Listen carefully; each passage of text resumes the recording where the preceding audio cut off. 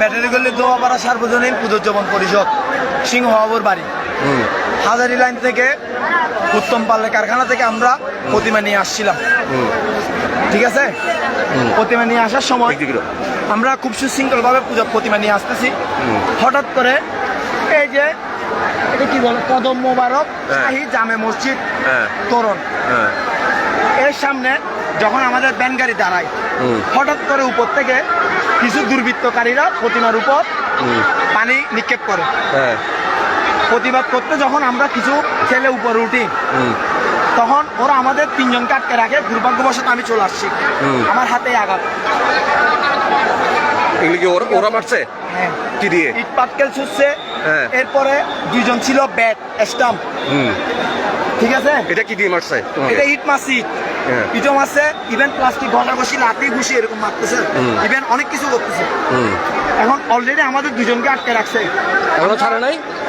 দুজনকে ছেড়ে দিছে, কিন্তু আমি একজনকে দেখছি, আরেকজনকে এখনো পর্যন্ত দেখি নাই। দুই তলা থেকে ওনারা আমাদের মাকে নিয়ে যাচ্ছে। তারা কি করছে, আর ওনারা দুই তিনজন দেখছে। এক সাইড করে দাঁড়ায়, তারপরে বলতে মানে গাল দিয়ে বলতে আমাদের পানি মারছে আমাদের ইট মারছে কে? ইট তখন মারে নাই, যখন মানে ওরা উপরে উঠছে জিজ্ঞেস করতে উঠছে।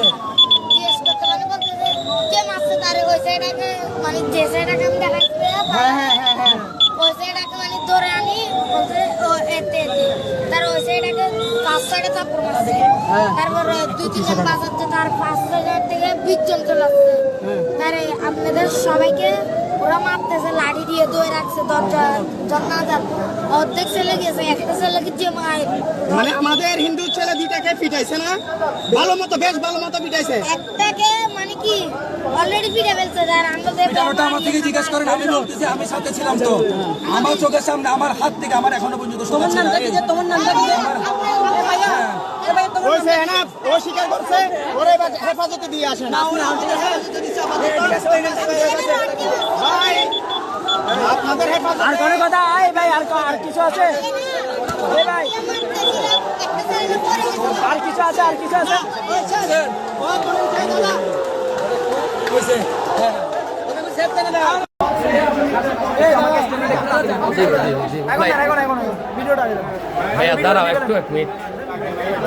সমাধান এভাবে হবে না। আপনারা যদি সবাই এভাবে কথা বলতে থাকেন, কোনো রকমের কোনো সমাধান হবে না। আগে আমাদের কথা শুনতে হবে আপনাদেরকে। সবাই একটু কথা শুনেন। এখানে যে বলা হয়েছে যে দুজনকে মারা হয়েছে,